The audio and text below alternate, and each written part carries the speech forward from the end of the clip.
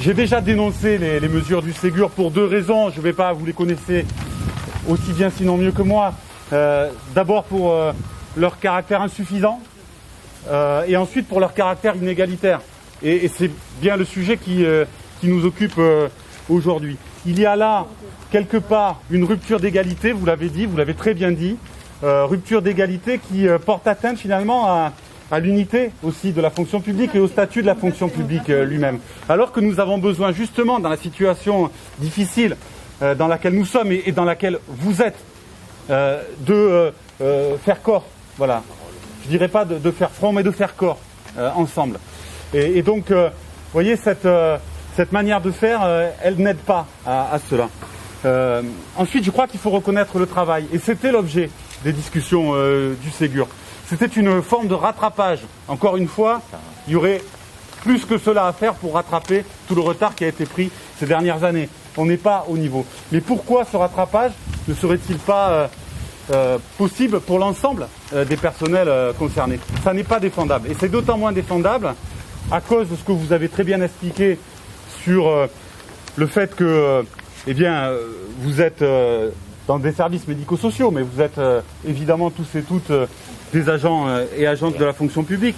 Mais ensuite, parce que nous considérons la santé du point de vue de ce qu'en dit l'OMS, un état de complet bien-être, et que ça passe par un ensemble de fonctions qui sont nécessaires à garantir cela, et donc vous y participez toutes et tous.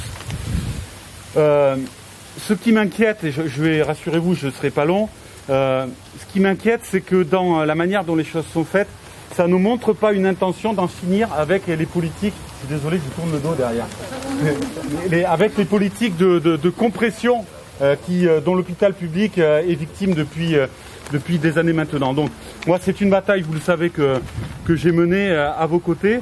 Ce que je veux vous dire, c'est que je crois que cette situation est intenable. Et votre mobilisation, elle en est le signe. Elle est intenable. Il y a plusieurs occasions encore devant nous pour que le gouvernement change de pied et qu'il accède à vos revendications légitimes. Le projet de loi de financement de la sécurité sociale qui vient la semaine prochaine, mais aussi une proposition de loi qui en fait va mettre en œuvre les mesures organisationnelles du Ségur de la santé qui sera présentée à l'Assemblée nationale dans les jours qui viennent. Et là aussi, ça peut être un véhicule si le gouvernement a envie d'accéder à vos revendications pour qu'il puisse le faire. En tout cas, il y a une possibilité d'intervention à ce moment-là, au-delà de la modification simple du décret, si elle pouvait suffire. Voilà. Je termine en vous disant simplement que la mobilisation qui est la vôtre aujourd'hui, eh bien, elle va donner naturellement beaucoup plus de force à ce que votre député pourra dire à l'Assemblée nationale. Merci à vous. Merci beaucoup. Merci.